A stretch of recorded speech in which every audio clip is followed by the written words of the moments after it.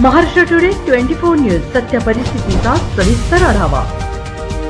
विहिरीत पोहताना वडील आणि मुलाचा दुर्दैवी मृत्यू।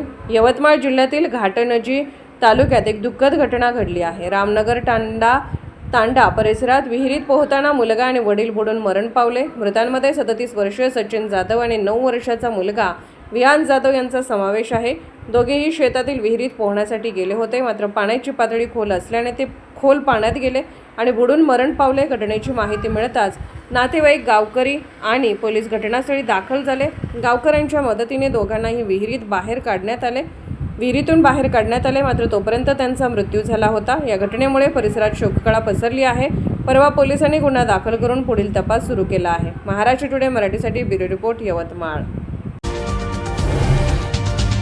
आजच महाराष्ट्र टुडे 24 न्यूजला सबस्क्राइब करा आणि सत्य परिस्थितीचा सविस्तर आढावा पहा।